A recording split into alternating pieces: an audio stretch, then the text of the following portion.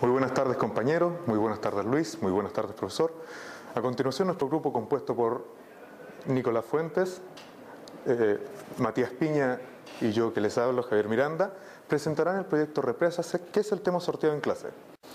Nuestra presentación se basará en la sencillez del conocimiento, lo cual nos permitirá tener más dinamismo y practicidad del mismo para fortalecer la riqueza del conocimiento. No nos podemos remontar a la actualidad sin pasar por nuestra experiencia o por el pasado. Cuando tenemos la palabra represa, la primera imagen que nos sale en nuestra mente es el castor, ya que es el primer animal o la primera persona, sería el pionero en esta área, que ha hecho una represa. Pero como nosotros nos estamos dedicando solamente a la ingeniería pura, hablaremos de los seres humanos, y la primera represa que se considera como tal fue hecha hace el 2950 al 2750 a.C. Y los creadores de esta represa, los cuales consideraremos los pioneros en este tema, fueron los egipcios. Su represa tenía unas dimensiones de 11 metros de alto y 100 metros de ancho. Y la función de esta era poder juntar el agua para regar, ya que normalmente ellos dependían del río Nilo, y este tenía una fluctuación de caudal durante todo el año. Por lo tanto, ellos necesitaban de cierta manera contener esta agua para su regadío, ya que tenían época de cosecha todo el año por el clima que poseían. Por lo tanto, su represa se llamó Al-Sab Kafar, que significa madre de los paganos. Esta represa contenía mucha roca en su interior. Por lo tanto, era una represa de gravedad. ¿Qué significa una represa de gravedad? La gracia de esta represa es que contiene tanto material que tiene un peso muy, muy considerable. Y ese gran peso que posee aquella nos hace que la fuerza de presión ejercidas por el agua se vean contenidas por el peso de la misma represa. Tenía 10.000 toneladas de roca en su interior, recubierta con mampostería, que es una técnica de construcción de la antigüedad. La represa no duró mucho, ya que al final el río siguió su flujo y pasó a través de la represa, y la mala construcción y la mala mano de obra hicieron que la erosión hiciera lo suyo y la represa quedara inutilizada. Fue la primera gran obra de ingeniería que consideraremos como una represa, la primera y única de los egipcios.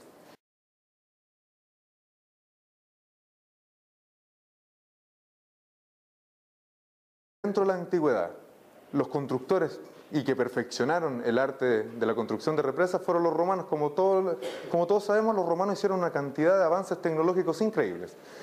Ellos introdujeron el hormigón, lo cual no hacía la dependencia de roca y lo que producía lo cual no produce la pronta deterioramiento de la misma.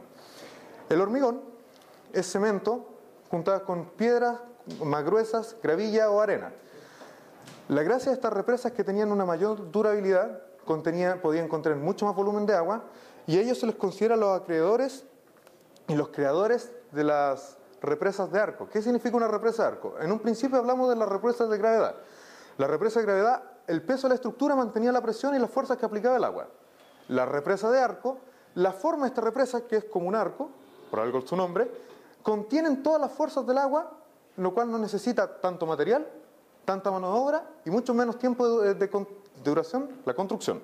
Esto fue alrededor del 1100 al 1000 antes de Cristo. Después de este auge, después de todos estos avances tecnológicos, hubo un tiempo de latencia.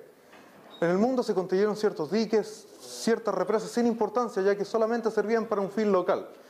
Hasta que en el siglo XVII, en España, don Pedro Bernardo Villarroel muestra la luz de esperanza a la tecnología y a la teorización que tenemos hoy en día sobre una represa. Él escribió el primer libro de represas que se conocen, que es la base de la construcción de todas las grandes obras que conocemos en la actualidad.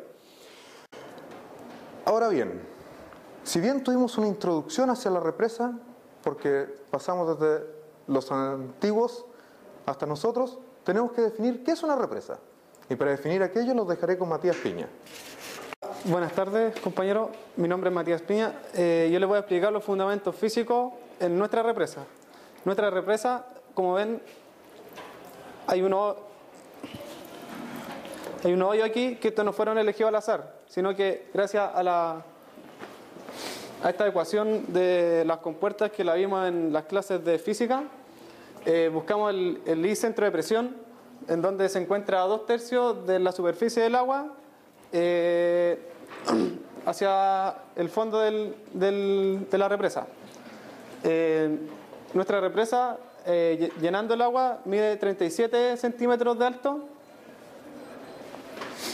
Por lo tanto, al sacar el I centro de presión, los tubos se encuentran a 24,7 centímetros de la superficie del agua, en donde están, y del fondo del recipiente se encuentra a 12,3 centímetros. Eso hace que al abrir las compuertas, que aquí son corchos, genera una gran presión y eso hace girar las turbinas que tenemos, que son motores de autito de juguete, se podría decir, para que los conozcan, o también dínamos.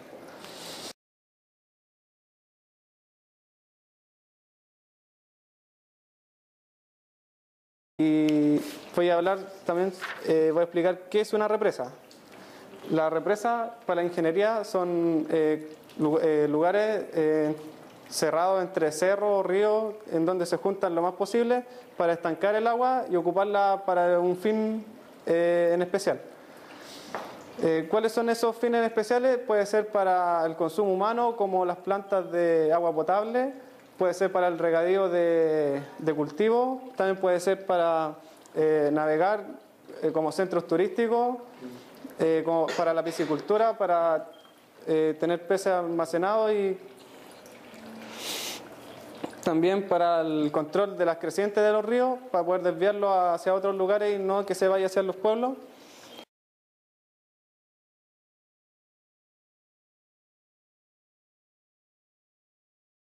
Si bien hemos hablado de muchos tipos de represas, las represas que nos va a interesar ahora son las centrales hidroeléctricas. ¿Y qué definiremos como una central hidroeléctrica? Central hidroeléctrica es una estructura en la cual yo poseo un embalse y le transforman los ciertos tipos de energía presentes en él en energía utilizable, en este caso sería energía eléctrica. Pero para entender mejor, dejaremos en la práctica el proyecto. Ya teorizamos, ya explicamos más que todo, y ahora lo dejaremos con Nicolás, el que procederá a explicar en sí y de manera práctica de qué se trata el proyecto. Primero, donde está el embalse, donde se encuentra todo el agua. El segundo es una de las más importantes, que es el muro, donde se encuentran aquí nosotros usamos tubos PVC para poder atravesar el agua del embalse hacia la parte donde están los generadores.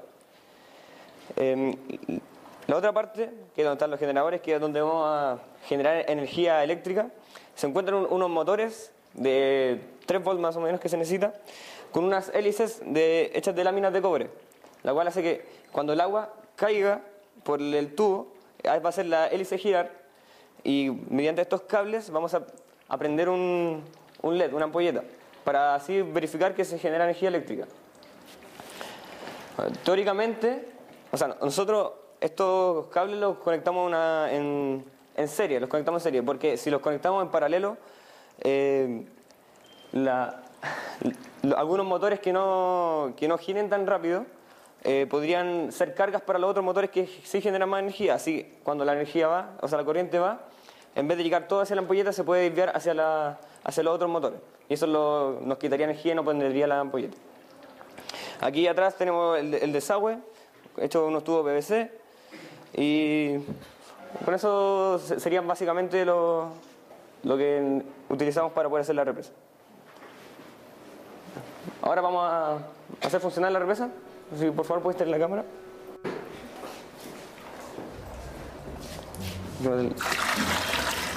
Primero vamos a llenar el agua del recipiente hasta el punto donde calculamos el centro de presión.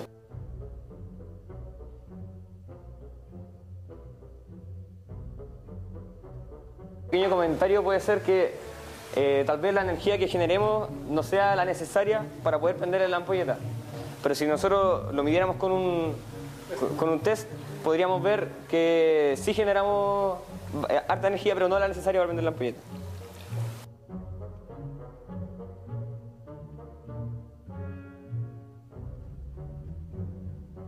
1, 2, 3. Aquí están los motores. Ahí se ven los motores funcionando.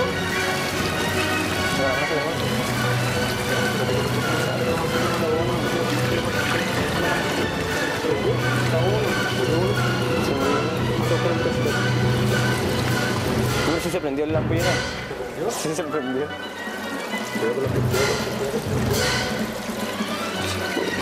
Era el grande. Ahora,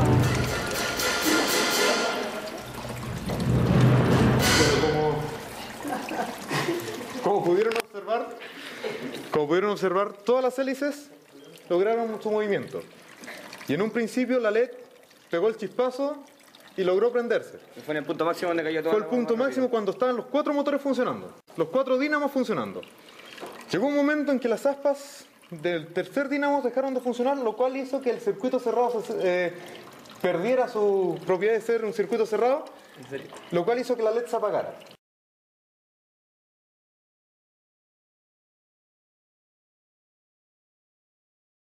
Espero que hayamos sido prácticos al explicar y que se haya entendido que esa era la finalidad de este trabajo más que nada. De una manera práctica, simple, sencilla y muy, muy difícil de olvidar. Y esa era la finalidad.